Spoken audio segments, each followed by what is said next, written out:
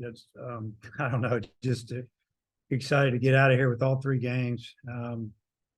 Came down here a little beat up again, just playing guys that hadn't played much all year, and seemed like they just kept making good plays in the field, advancing runners, and helping the team win.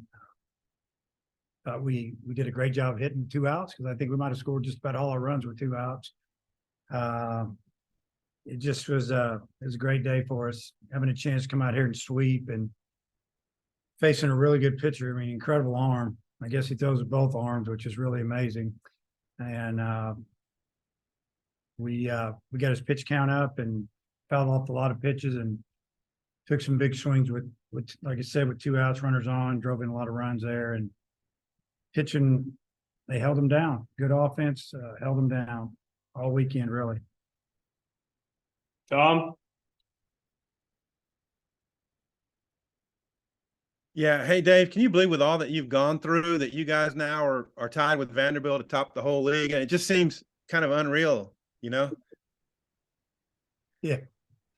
Yeah, the team's kind of unreal, to be honest with you. They just believe they can win, and they just show up. And that's what I said yesterday. They show up every day to play, and they think they can win. And if you don't think you can win, you're not going to win as many as you should. And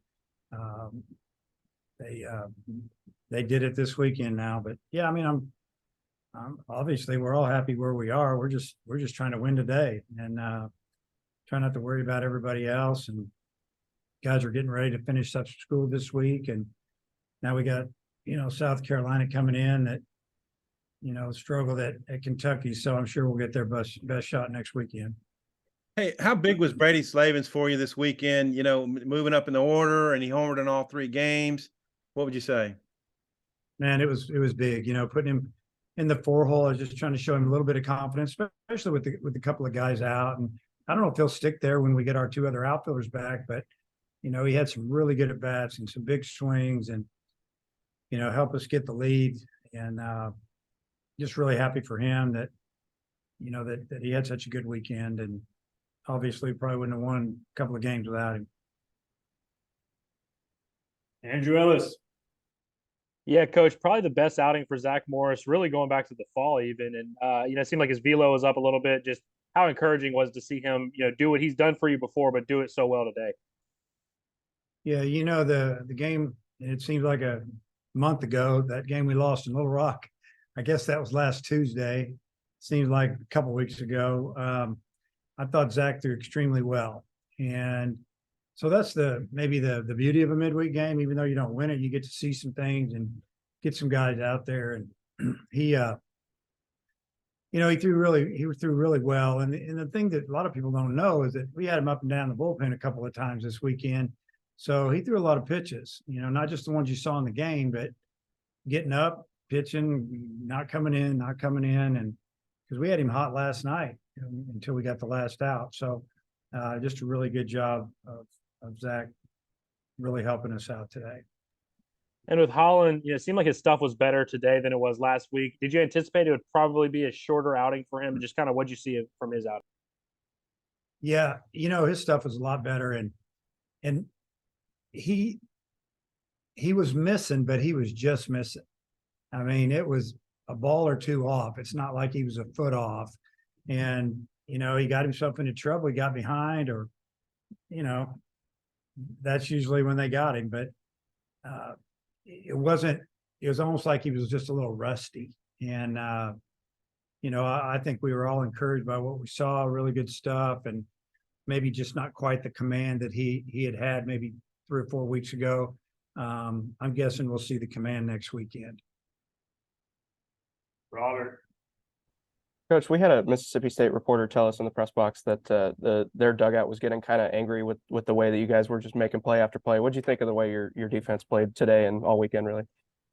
That was the first thing I talked about after today's game, was that our defense was outstanding all weekend. And just like today, they gave Bolton an error on that ball in the hole. And I guess when you make 2 or 3 plays that are amazing like that on the weekend, they think you're supposed to make it every time. And he knew he had to get rid of that ball extremely quick, and he did. And he short hopped the first baseman, and he didn't pick it. They gave him an error. I think it was a hit, but I thought we played super defense.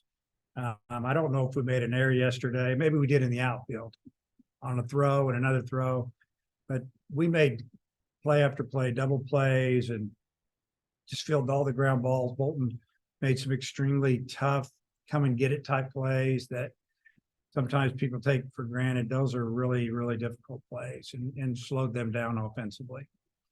And then Jason Jones drew into the lineup today, got hit in the head. Looked like he was pretty angry walking off the field. Is he doing okay physically? Yeah, he's fine.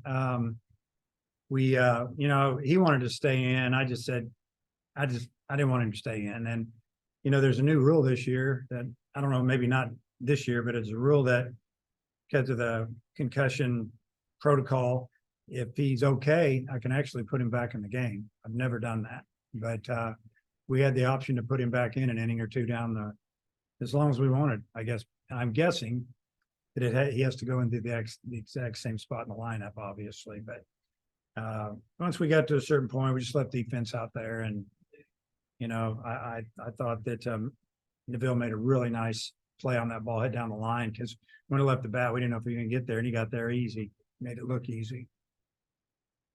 Coach. Dave, going back to Holland, it looked like he had strike 3 in the third inning to end the inning, and then it kind of little snowball. There was a couple of balks and walks. Just what did you see from that sequence? It was definitely a strike. Hitter's 5'7", 5'8". It wasn't low. I think the umpire knew it was a strike, kind of with the little conversations that Coach Hobbs and I had with him later between innings a little bit. And it is what it is. You got to overcome. And he rolled through a couple of pitches, and those were balks. And it didn't cost us the game, so hopefully he learned something from it. It won't happen again. And that was in the dugout with a 3-run lead, and next thing you know, it's 3-3. And you kind of knew it was going to happen. They got a power hitter up, and he's frustrated, and he leaves one up, and he hits one off the scoreboard. So good job by the offense coming back and popping 3 runs in with 2 outs. I think it was a bases loaded double with an 0-2 count. And just a really big hit there by Borfin. It was a little bit back and forth there for a couple innings. Y'all scored 5, but then Adcock went out and had the 1-2-3 inning. Just how big was that inning for y'all? That was real big. I mean, that was the talk in the dugout, in the dugout, that we need to shut down inning, get back in the dugout. We're hoping we could pop one in and score another run. We did, and then they scored 2.